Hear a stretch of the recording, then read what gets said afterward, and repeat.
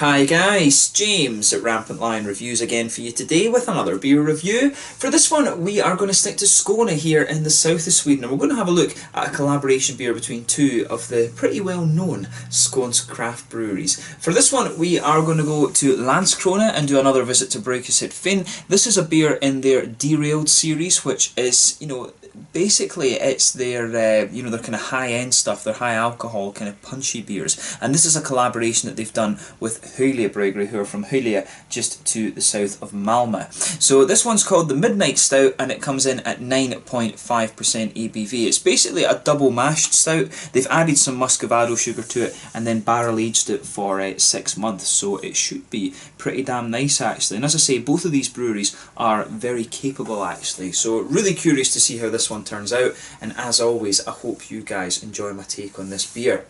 So anyway, as is usual with my reviews then, I'll tell you a little bit about the breweries involved here. If you want to get straight to the tasting, just fast forward. All the usual links are in the description below. That's the brewery websites, the link to my other reviews that I've done, both from Brygghuset Finn and from Hyllie Bryggeri. Hopefully I can add more to both lists in the fairly near future. There's all the usual social media. If you want to see more beer reviews, do please consider subscribing to the channel. The whole channel, of course, has a geography-based tagging system, so you can go into the homepage and search for beer based on country, city, state, county, prefecture, whatever it is you're interested in. Do check out the playlists of beers from different countries. There is one there for all the Swedish beers that I've reviewed for you. That's constantly being added to, and as always, please do get in touch and let me know some of the other beers and breweries that you guys would like to see me review. It's always great to hear from you guys that are watching the videos, and the support that you show the channel is hugely appreciated. So anyway, to tell you a little bit about Brygghuset Finn first off then. So as I mentioned to you earlier, Brygghuset Finn are based in Landskrona, which is kind of halfway between Lund, where I stay, and Helsingborg, a little bit to the north. But the company was founded by two former students of Lund University. This is Peter Lindholm and Simon Fremberg, who had both studied entrepreneurship, and as part of their course they had to create and plan a fictitious company, and for this they decided to plan a brewery. So Simon was an avid home brewer, and he'd brewed beer during his time in the university halls of residence. Apparently he was staying in the corridor rooms, but this was where they lived with friend Joachim Larsson, who was the guinea pig for many of their early beers, and he's now the company's CEO. After finishing university, they found a perfect location for the brewery behind the old railway station in Landskrona. And so they ordered custom-made equipment towards the end of 2013, and they produced their first beers for sale in 2014.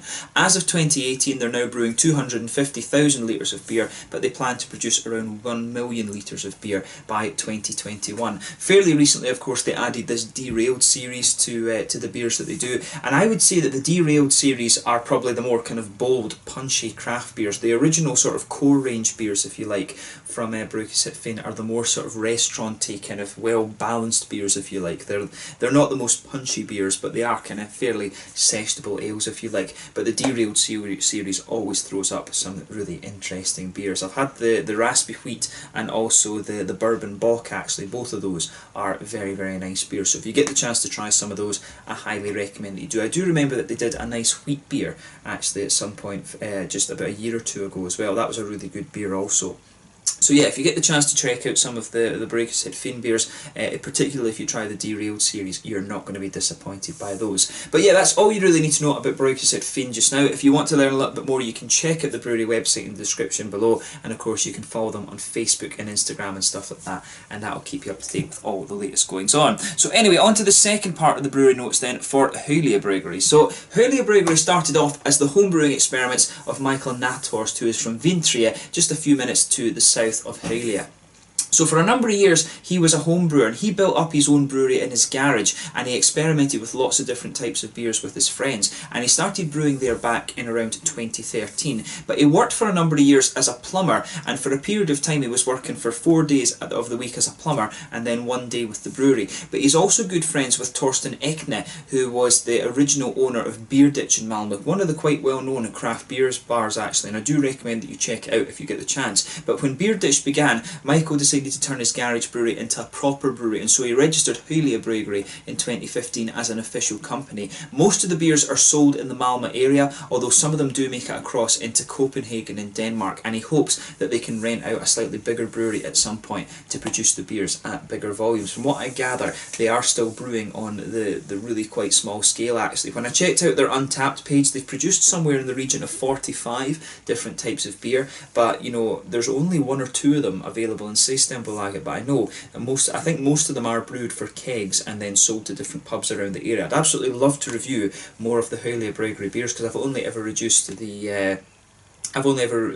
the Hyllie Pan, which was a really nice IPA. It was a little bit nostalgic that actually, because it used the US 05 yeast, but I was very impressed with that beer, and I do hope that I can review more from these guys in the future. But it's very cool to return to them in the meantime with this collaboration beer. So yeah, we'll see how it goes. But Hyllie Bryggeri, in terms of the quality of their brewing, I think they've got a good future ahead of them. Just hopefully they can get their beers out there a little bit more. But yeah, that's all you really need to know about Hyllie Bryggeri. Again, if you want to learn more, you can check out the brewery website, and of course you can follow them on Facebook and Instagram, and that'll keep you up to date with all the latest goings on at the brewery. So yeah, let's get on to the actual tasting of this beer itself then. We can get rid of the brewery notes. So as I told you at the start of the video, this one is an Imperial Stout, aged for 6 months, actually a half year, coming in at 9.5%. It says on the side here that they have added muscovado sugar to this one to basically give it a nice strength and also a full body, if you like,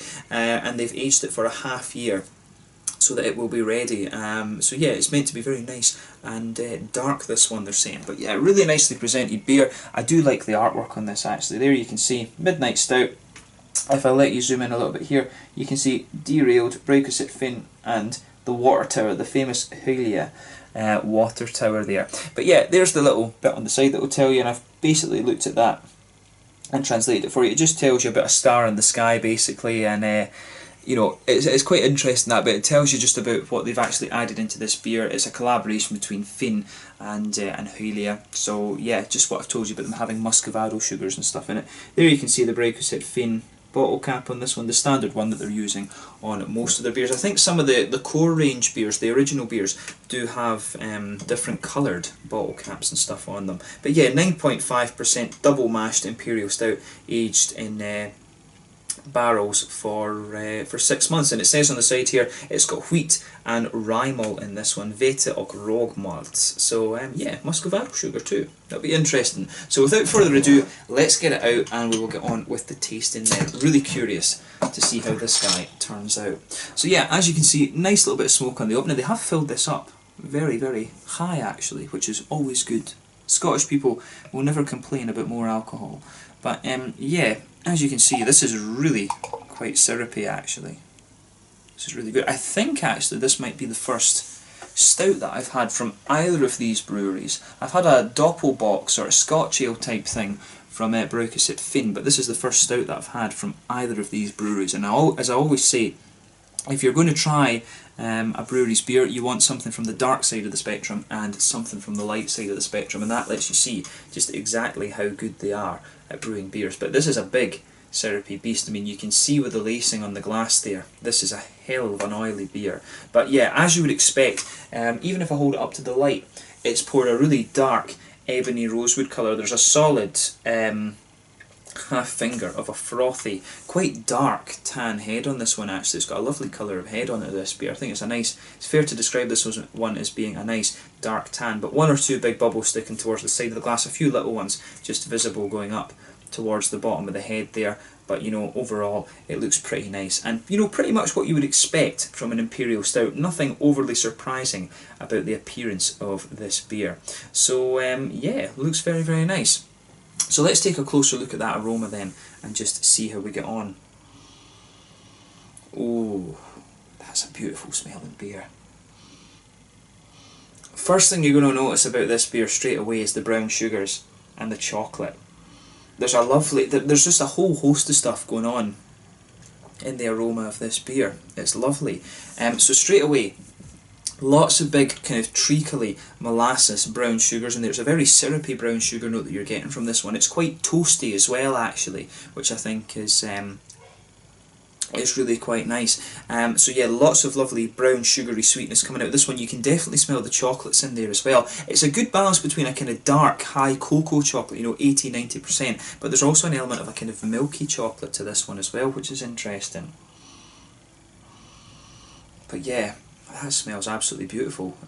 So you know, kudos to both breweries on this one. I think I've got a feeling this is going to be a pretty special beer, to be honest with you. Yeah. That smells very, very nice. So yeah, you can smell the muscovado sugar. I've always, you know, I haven't had muscovado sugar too much, but it's almost like a sugar that has a little bit of a nutty edge to it, I've always found. So you can pick up some kind of nutty notes out of this beer, and there's definitely some kind of woody quality coming out of this one as well, which is nice. But mainly nice big chocolatey malts, as I say, high cocoa chocolate in there mixed with a more milky chocolate. But the focus for me really is more on the kind of brown sugars, and when they've added muscovado sugar to this, that's not really surprising. But you can smell that this beer, you can smell that it has a nice, almost big, bready base to it actually. And it does actually smell quite boozy too, which is interesting. That's a lovely smelling beer, this one. As I always say, just take a little bit of time and enjoy the aroma of it before you get stuck in, but some lovely woody and nutty notes to the beer. And the way that the chocolate and the brown sugars go together, and this is really nice. You've got sweet caramel in there, you've got a more toasted brown sugar as well, some sort of treacle molasses. There's a whole host of things going on in this one, so just take a bit of time and enjoy that aroma before you get stuck into it. The hoppy side of things is kind of as you'd expect. There's a little touch of earthiness in there, little kind of traces of grassy and floral hoppy notes as well, but you know, for me, mainly, it's for me, mainly, this is a nice, sort of malty beer, this one. There's a little bit of a fruity note, maybe there's a little touch of a kind of cakey note. I'm thinking I'm getting a little bit of vanilla as well, to be honest with you, the more and more I smell it. There is a little touch of a slightly vanilla sweetness to this one, but you've got a nice, juicy, fruity note to it. Maybe sort of slightly figgy, but also slightly kind of datey and pruny, that makes sense. And I think maybe a little touch of blackberry or something like that too. I wouldn't be surprised if there's a little bit of Williamette in this one, because Williamette gives you that kind of blackberry and blackcurranty sort of aroma, and you can pick that up a little bit in this one. So yeah, lovely aroma to this beer. It's not the punchiest Imperial Stout that I've come across. This is, the aroma in this beer is more one of these ones where it's all about how things kind of blend together, but it does it absolutely beautifully. So as I always say, just take a little bit of time and enjoy the aroma of the beer before you get stuck into it. But I think this is going to be a really interesting one. So yeah, let's just see how we get on then. So this one is the Midnight Stout, part of the Derailed series from Brygghuset Finn in Landskrona here in Skåne in the south of Sweden, a collaboration brew with Hyllie Bryggeri, who are from Hyllie, just to the south of Malmo, also here in Skåne. This one was part of the Små Partiers through Systembolaget on the 17th of May 2019. Let's get stuck into this one. A double mashed Imperial Stout, barrel aged for 6 months, with muscovado sugars coming in at 9.5%. Slanja, skål.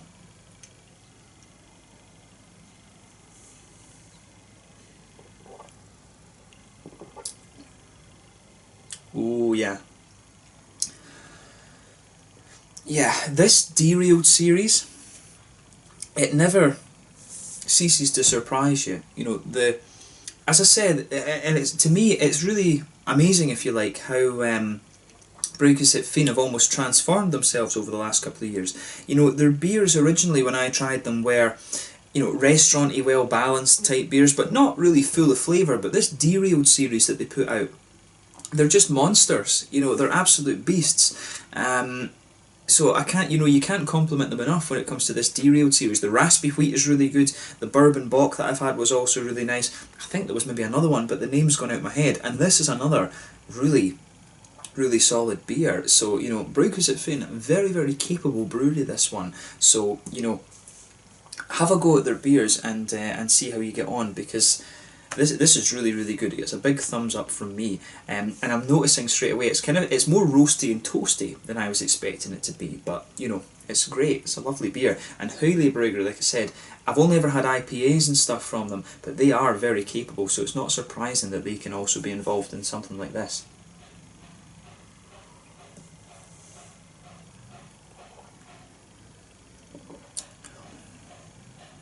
Yeah, so this beer, I think it's fair to say this one starts off very smooth, and it's very sweet actually, but then it just, you can feel that the middle of your palate dries out and you start to get more of those kind of roasty, toasty qualities out of it. It's a really, really lovely and still very, very complex beer, this one. So yeah, you can feel those lovely roasty, toasty notes just kind of pushing their way out of the palate at this point. You've seen how long it was since I took a sip of this one, but on top of that you can feel there is a sort of smooth, slightly bready quality in there. I think the rye flavours, you can definitely feel some of that dryness coming from the rye in there as well. The rye's giving the beer just a little bit of a spicy base, but as I say, it starts off very sweet, middle of your palate just dries out a little bit, and then you start to get these more grainy, toasty, black malty notes out of the beer.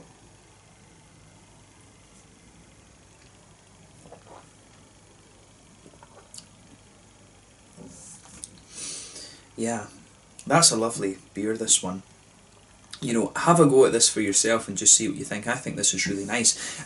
When you come further forward on the palate, that's where you're getting the sort of woody notes out of this one. If you go to the very centre of your tongue and then just move forward as well, you will notice that there's a little touch of a vanilla quality in there. But you can feel the nice chocolatey malts coming out of this beer as well. It's a high cocoa chocolate. You're talking 80–90% cocoa coming out of this beer.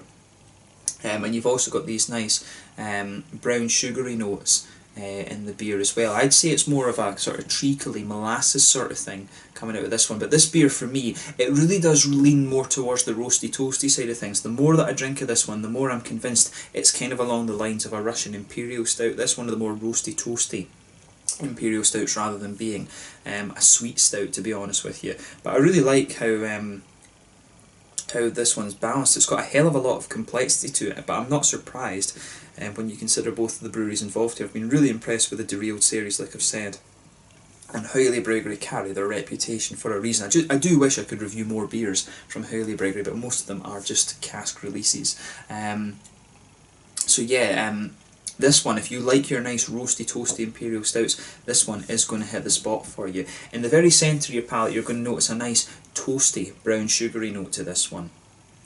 I would say that the further you go out from the centre of your palate, it's got a nice kind of, it does kind of fade away a little bit, and there's maybe a little touch of a biscuity note in there, but I think the rye is contributing a good little bit to this. But the wheat, I think in the beginning, is smoothing the beer out a little bit, and then the rye gives you a little bit more of that roasty toasty character the further that you go into it.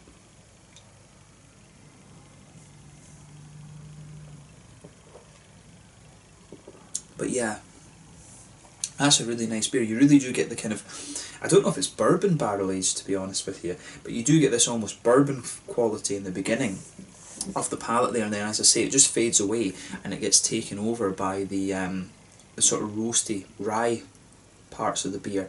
But the middle of your palate is really complex on this one. It's more roasty and toasty towards the back, and it's more sweet towards the front actually. There's a really interesting mix of flavours going on there.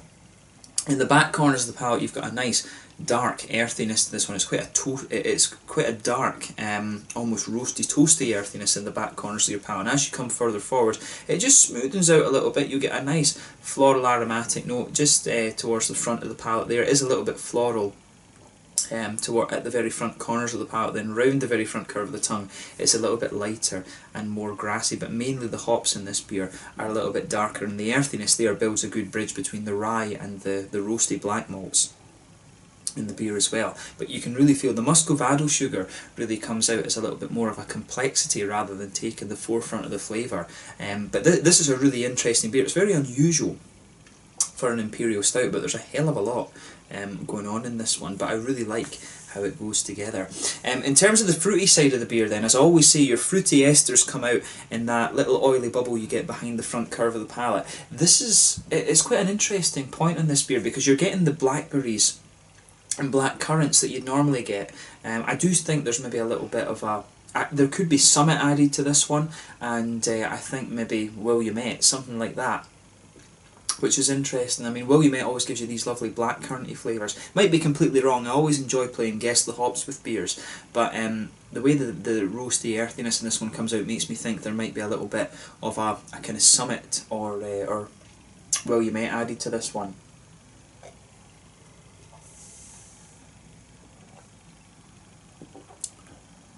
But yeah, the fruity side of this beer, it's kind of behind the front curve of the palate. You always get that oily bubble where the fruity esters come out, and for me, there's a nice little touch of a sharp, figgy, raisiny plum note to this one. And it's, yeah, it does have that raisiny, plummy sharpness, but then the further you go into the flavour, it becomes a little bit more juicy and figgy, and you've also got the black currant and blackberry notes coming out of this one as well. The further you go into the aftertaste, the more it just sweetens out and just juices up a little bit. It's a really interesting beer, this one. I mean, it's got a good balance between a nice, slightly sharp, fruity juiciness. You've got the roasty, toasty aspects of the malts, and the rye kind of contributing to that as well. And you've got a nice earthiness to it. Overall, if I had to place this in the Imperial Stout subcategories, I'd say this is more of a Russian Imperial Stout. It doesn't quite have any, to me, this one doesn't have any coffee elements. It's not quite got the smoothness for coffee. It's a little bit more punchy in terms of its roasty black malt qualities, but overall it's a lovely beer, this one. I certainly wouldn't hesitate to drink this again, but that said, it is a little bit of a treat, this one. This one at 9.5%, you will start to feel the alcohol taking over this beer. But that said, I'm not saying that it doesn't cover its alcohol well. I'm just saying, you know, this is a treat beer rather than one that you are going to session, of course, but that's a little bit of an obvious statement to make. But in terms of the mouthfeel then, definitely a full-bodied beer. Carbonation's very smooth. The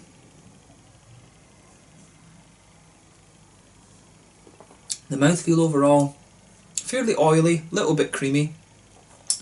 Good little bit of hoppy bitterness. Yeah, good little touch of hoppy bitterness to this one. Also a little bit of bitterness from the malt base too. I would guess that this beer must be around 70, 80 IBUs, something like that. Nice balance in the malt base between the roastiness. It's, as I say, it starts off very sweet and then it starts to dry out later on when you go further into the aftertaste and you start to get the more roasty toasty aspects just pushing their way out of the beer. But you've also got some nice juicy fruity qualities in this one as well, and the way everything's balanced in this beer is really nice, but it definitely leans more towards the roasty toasty end of the spectrum rather than anything else. So to me this one comes across as more of a Russian Imperial Stout rather than a sweet stout.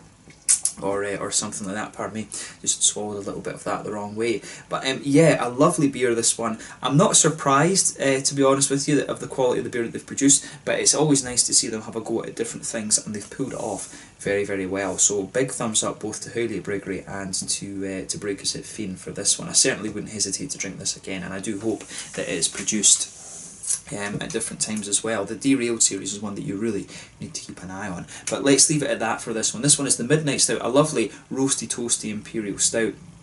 It's got a lovely big thick mouthfeel to it as well, but a nice roasty toasty stout at the same time from Brygghuset Finn, part of their Derailed series, and Hyllie Bryggeri, a proper Skånsk Imperial Stout, this one. Maybe the best Imperial Stout that I've had from Skånsk, from Skåne now that I think about it, to be honest. Yeah, because I don't think, you know, Brewski have had a couple, and I don't think I've had a couple of nice stouts from Malmö Brewing Company, but I've never been able to review them for you. So this is probably the best bottled Imperial Stout that you're going to come across in Skåne at the moment. So keep that in mind if you're going to try this beer. But part of the small partiers on the 17th of May 2019, so pick it up while you can. But once again, thank you for watching my beer reviews. Until the next time, please like, subscribe, share, all the usual YouTube stuff. Let me know your own thoughts on this beer in the comment section below. Let me know what your favourite beers are, both from Brygghuset Finn and from Hyllie Bryggeri as well. And I'm sure I'll return to both of these breweries at some point in the near future. Until the next time, it's Slange just now, and I'll catch you guys very soon. The Midnight Stout, and it was a pretty, it was a bit of a beast, so check it out for yourself. Slange, Skåne.